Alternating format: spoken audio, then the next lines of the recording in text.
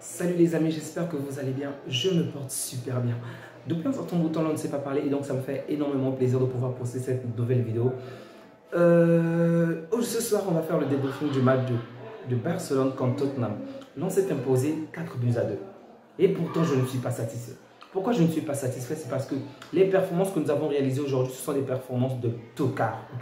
On a vraiment été nuls, il faut le dire ainsi. Si vous vous limitez au score, si vous n'avez pas vu ce match, celui-ci comme le match passé, vous pouvez vous dire que l'on réalise des performances plutôt intéressantes. Mais ce n'est pas du tout le cas. Ce score ne reflète vraiment pas la réalité de ce match. L'on s'est imposé 4-2 cette fois-ci. Le match passé, c'était 3-0 contre le Real de Madrid. Et lorsqu'on voit le contenu du match, on est vraiment dessus. En premier lieu, le jeu n'est pas intéressant, vraiment pas du tout intéressant.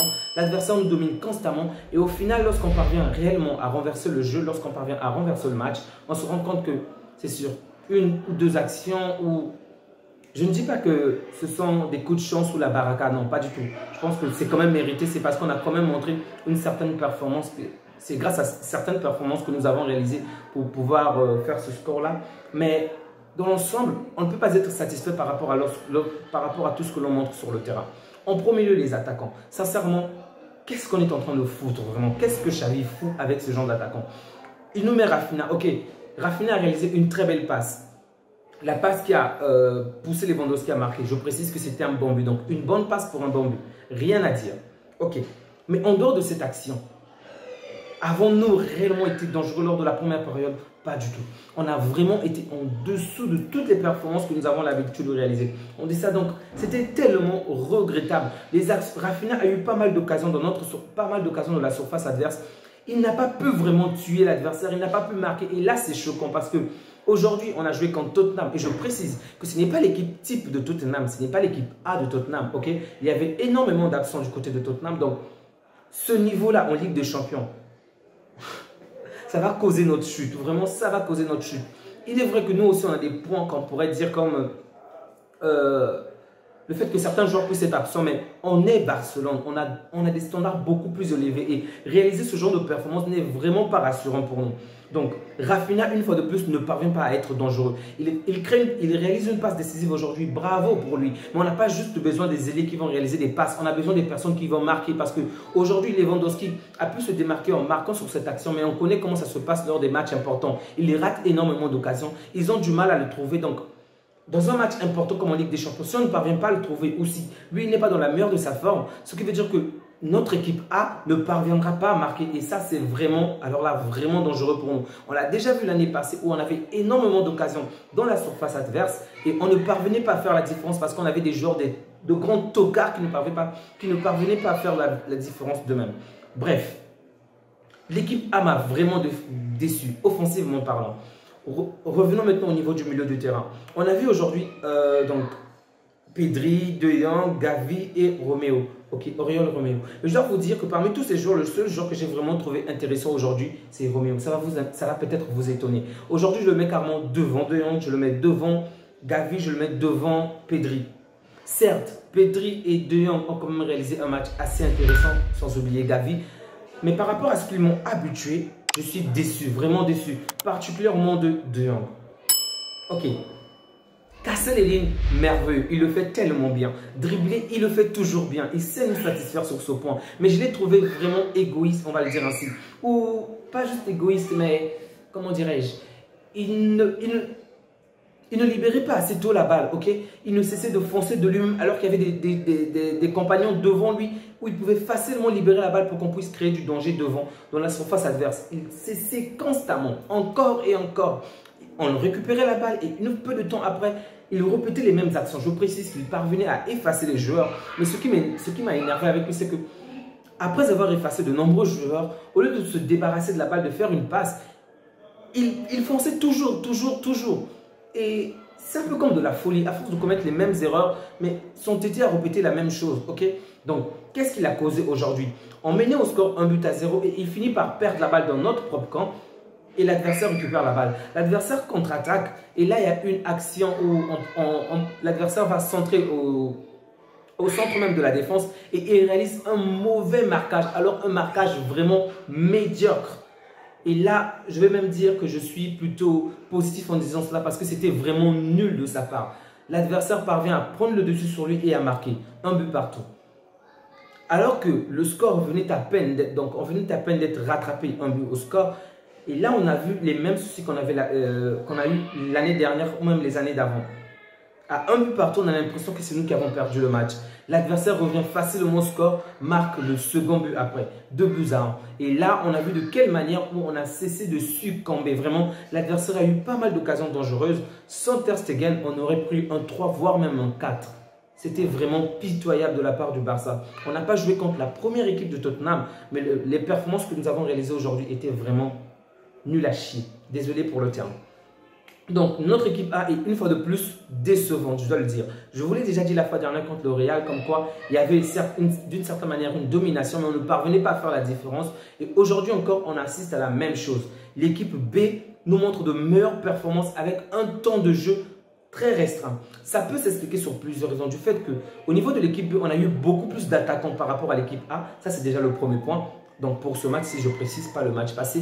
Le second point, ça serait peut-être de dire également que étant donné que Tottenham est venu avec l'équipe B, donc ils n'ont pas réalisé énormément de remplaçants comme nous. Les joueurs qui sont restés jusqu'à la fin du match, c'était pratiquement les mêmes joueurs que ceux du départ, à l'exception de 2 ou 3 joueurs. Donc, ces titulaires-là étaient vraiment épuisés. Et lorsqu'on a sorti par exemple, il s'appelle comment déjà pas Richarlison. Richarlison est sorti après. Perisic. Lorsqu'on a sorti également Skip, je ne sais pas si ça se prononce comme ça, ou Skip, on a vu de quelle manière cette équipe-là n'avait vraiment plus le même visage. Ok, donc ça peut s'expliquer sur ce point-là également. Donc le fait qu'on ait fait que Xavi ait laissé entrer de nombreux attaquants, on a vraiment assisté à une énorme différence. En premier lieu, il y a eu énormément d'attaques dans la surface adverse. Donc, la domination qu'on a subie en première période, on a vu de quelle manière, en très peu de temps, il faut le dire ainsi, ça a duré 5 ou 6 minutes, on a vraiment tout remis à l'adversaire. C'était vraiment intéressant. Mais une fois de plus, on a du mal à marquer. On a du mal à faire la différence. Vraiment, c'est alarmant. On le voit avec Rafinha, on le voit avec pas mal d'autres joueurs. Mais là encore, ça me fait vraiment peur parce qu'en Ligue des Champions, cette équipe ne me rassure pas du tout. Je peux vous le dire, je ne suis pas du tout rassuré avec cette équipe. Donc, énormément d'occasions, mais personne ne parvient à faire la différence. Et là, on fait rentrer un jeune joueur. Je précise quels sont les joueurs qui sont sortis. Je commence. Donc, on a Sergi Roberto qui a pris la place de Ronald Araujo, remplacé suite à une blessure. Ferran Torres qui rentre à la place de Lewandowski. Peña qui est rentré à la place de Ter Stegen. Ansu Fati à la place de Gavi. Marcos Alonso à la place de Baldé. Baldé, je précise, qui a fait un très bon match, vraiment excellente satisfaction de sa part. Gundogan qui rentre à la place de Pedri. Abdé qui rentre à la place de Rafinha. Et enfin, Lamine Yamal à la place de Eric Garcia et Firmino à la place de Oriol Romeu. Oriol Romeu aussi, comme je vous l'ai dit, il a fait un très bon match. Ok. De tous ces joueurs-là, pour moi, qui est le meilleur? Pour moi, c'est Lamine Yamal parce qu'ils sont tous centrés. Tous ces joueurs que j'ai cités, à l'exception de Yamal, sont rentrés pratiquement à la 66e minute, 60-66e minute. C'est vrai qu'ils ont eu la domination, mais aucun d'eux ne parvenait à faire la différence, à marquer. Et une fois que Lamine Yamal est rentré 2 ou 3 minutes après, on a vu de quelle manière ce petit est dangereux. Oh, Lamine. Il est impoli. En face de lui, il y a des papas, il y a des adultes en face de lui. Je vous rappelle qu'il a moins de 17 ans. Il a 16 ou 17 ans cette fois-ci, en ce moment. Et en face de lui, il y a des personnes adultes, vraiment. Il les a manqué du respect d'une de ses manières en les dribblant, en les effaçant. Oh, j'ai pitié. Et oui, il a 16 ans, je précise. 16 ans.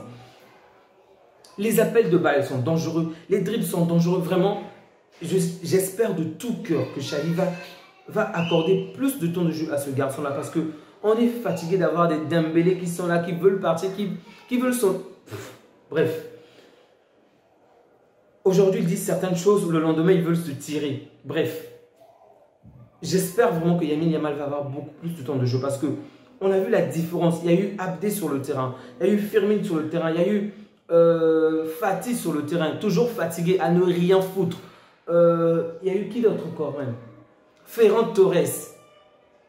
Aucun d'eux n'a réussi à faire la différence de lui-même ou même collectivement, ils n'ont rien pu faire.